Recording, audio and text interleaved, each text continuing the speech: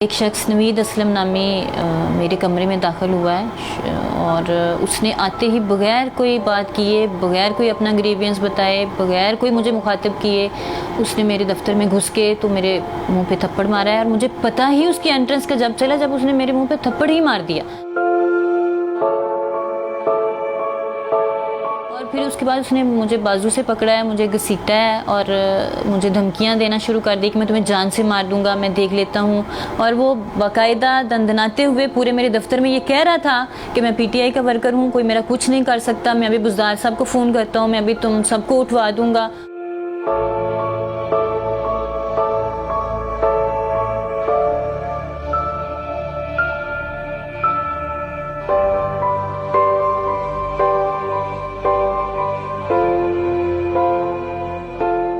FIR तो मेरी ही मुद्दत में दर्ज हुई है, लेकिन मैं वहाँ पीटती रही, मैं रोती रही कि मुझे मारने की कोशिश की है इसने, ये मुझे जान से मारने की धमकी दी है, उसके पास असला भी था।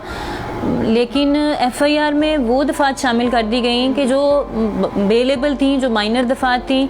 और एक दिन में सिर्फ जो है ना उसने अपनी बेल करा ली है, सिर्फ अपना पॉलिटिकल इन्फ्लुएंस उसने इस्तेमाल किया है। अभी चंद दिन पहले ये जो मोटरवे वाक़या पेश आया उसमें सारा पाकिस्तान ये कह रहा था खातून क्यों, और स्पेशली CCPO साहब ये कह रहे थे कि खातून क्यों रात को घर से निकली, वो क्यों किसी मर्द को लेकर नहीं गई, उसने क्यों सुनसान रास्ता इख्तियार किया।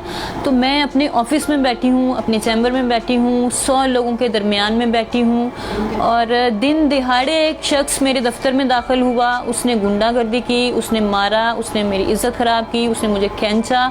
लेकिन अगले दिन वो अपने घर है बेल के बाद।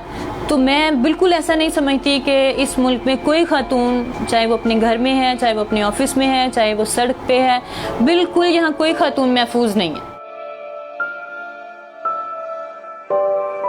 हमारी ह्यूमन राइट्स की मिनिस्टर हैं शीरी मज़ाहिरी साहबा, मेरी उनसे भी गुजारिश है कि काइंडली आप इस मामले को देखें कि दिन दहाड़े एक गवर्नमेंट सर्वेंट को, एक गवर्नमेंट ऑफिसर को उसके दफ्तर में घुस के तो ये मारा जा रहा है, उसको ज़दोकोब किया जा रहा है, उसकी इज्जत ख़राब की जा रही है। तो वो जाके असम्बली में बात करें। हम आप लोगों को इसलिए वोट देते हैं कि हम अपने ऑफिस में महफूज ना हों, हमारे ऊपर ये जुल्म ढाया जाए दिन दहाड़े।